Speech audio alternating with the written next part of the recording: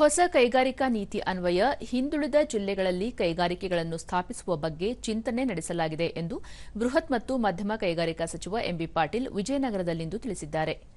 ಸುದ್ದಿಗಾರರೊಂದಿಗೆ ಅವರು, ಕೈಗಾರಿಕೆಗಳ ಸ್ಥಾಪನೆಯಿಂದ ಹೆಚ್ಚಿನ ಸಂಖ್ಯೆಯಲ್ಲಿ ಉದ್ಯೋಗ ಸೃಷ್ಟಿಯಾಗಲಿದ್ದು, ವಿಶೇಷವಾಗಿ ಮಹಿಳೆಯರ ಸ್ವಾವಲಂಬನೆಗೆ ಪೂರಕವಾಗಲಿದೆ. ವಿಜಯನಗರದಲ್ಲೂ ಕೈಗಾರಿಕೆ ಸ್ಥಾಪನೆ ಕುರಿತು ಗಮನ ಹರಿಸಲಾಗಿದೆ ಎಂದು ತಿಳಿಸಿದರು. ಪ್ರಶ್ನೆಯೊಂದಕ್ಕೆ ಉತ್ತರಿಸಿ, ಹಂಪಿ ವಿಶ್ವವಿದ್ಯಾಲಯ ಸಮೀಪ ನಿರ್ಮಾಣವಾಗಲಿರುವ ರೆಸಾರ್ಟ್ಗಾಗಿ ವಿಶ್ವವಿದ್ಯಾಲಯಕ್ಕೆ ಸೇರಿದ ಜಾಗದಲ್ಲಿ ಆರಂಭಿಸಲು ಅವಕಾಶ ನೀಡುವುದಿಲ್ಲ. ಕನ್ನಡ ವಿಶ್ವವಿದ್ಯಾಲಯದ ನೆಲ ಸಂರಕ್ಷಣೆಗೆ ಸರ್ಕಾರ ಬದ್ಧವಾಗಿದೆ ಎಂದು ಹೇಳಿದರು.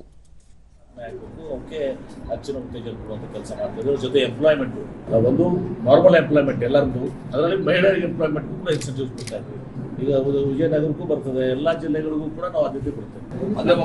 ನಾನು ವೆರಿಫೈ ಮಾಡ್ತೀನಿ. ಇಷ್ಟೇ ಹೇಳ್ತೀನಿ, ಕನ್ನಡ ಯೂನಿವರ್ಸಿಟಿಗೆ ಅಥವಾ ಹಂಪಿ ವಿಶ್ವವಿದ್ಯಾಲಯಕ್ಕೆ ನಾವು ಮಂಗಳೂರು ಕಟ್ಟಿಸಿ ನಂಬರ್ 1 ಸೆಂಟರ್ ಆ ರೀತಿ ಆ ಕನ್ನಡ ಯೂನಿವರ್ಸಿಟಿಗೆ ಯಾವುದೇ ರೀತಿ ಬಾಧೆ ಆಗದ